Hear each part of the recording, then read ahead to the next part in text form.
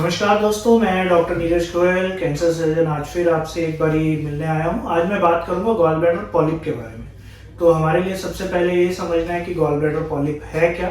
Gall bladder polyp आपके gall bladder के अंदर कोई भी एक गांठ है। मैं कैंसर की बात नहीं कर रहा हूँ, मैं एक ऐसी गांठ की बात कर रहा हूँ जो अभी कैंसर नहीं है, कैंसर में बदल सकती है।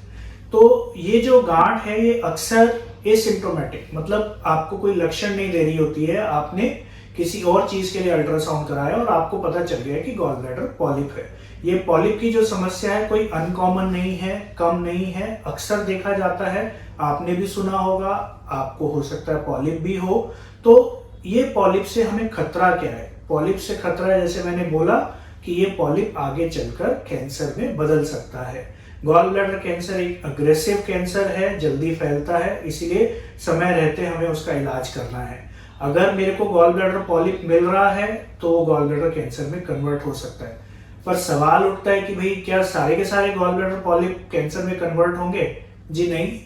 कुछ रिस्क फैक्टर होते हैं जो गॉल ब्लैडर कैंसर में परिवर्तित हो सकते हैं, जैसे अकेला पॉलिप, 1 सेंटीमीटर से बड़ा, या जिसमें लक्षण आ रहे हो। अगर इन तीनों में से कोई भी आपको समस्या है तो आपको अपने गॉल ब्लैडर को रिमूव करा लेना है, जो लैप्रोस्कोपी विधि द्वारा, लेजर द्वारा आराम से हो जाता है। साथ ही साथ अगर आपके अल्ट्रासाउंड कराने में 1 से 2 बारी के अंदर आपके गॉल ब्लैडर के पॉलिप का जो साइज है वो बढ़ गया, मान लीजिए 2 से 4 हो गया, 4 से 6 हो गया, या उसका नंबर बढ़ गया, तो ये भी एक रिस्क फैक्टर है कि आपको कैंसर डेवलप हो सकता है। इस सिचुएशन के अंदर भी आपको गॉल ब्लैडर रिमूव करा लेना चाहिए।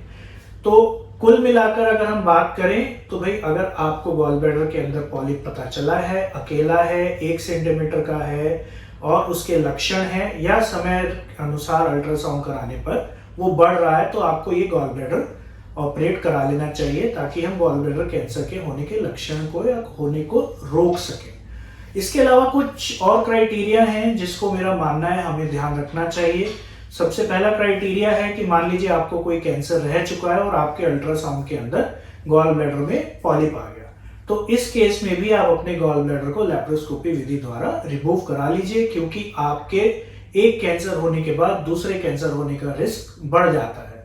दूसरा, इसी प्रकार से अगर आपकी फैमिली के अंदर किसी को गॉल ब्लैडर कैंसर की हिस्ट्री है या किसी भी कैंसर की हिस्ट्री है और आपके अंदर गॉल ब्लैडर पॉलिप पाया गया, तो मेरी सलाह अपनी रहेगी कि आप इस गॉल ब्लैडर पॉलिप को भी रिमूव करा लीजिए, गॉल ब्लैडर को रिमूव करा लीजिए, ताकि समय रहते हम होने वाले गॉल ब्लैडर के कैंसर को रोक पाए।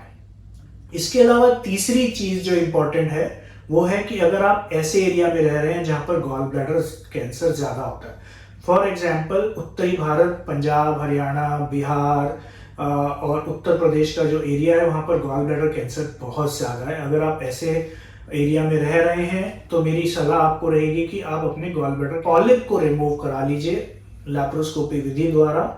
आसान सा ऑपरेशन होता है, सेम डे भर्ती होते हैं, अगले दिन डिस्चार्ज हो जाते हैं।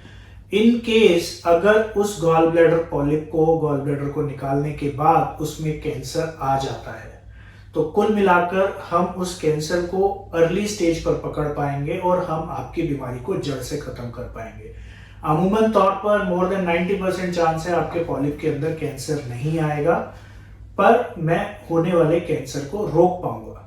इंपॉर्टेंटली एक चीज और अंत में मैं बोलना चाहूंगा, अगर आपको गॉल ब्लैडर का पॉलिप है और आपको लक्षण नहीं दे रहा है, 1 सेंटीमीटर से कम है, मल्टीपल है, तो हम आपको फॉलो अप पर रख सकते हैं उन 3 क्राइटेरिया के अलावा।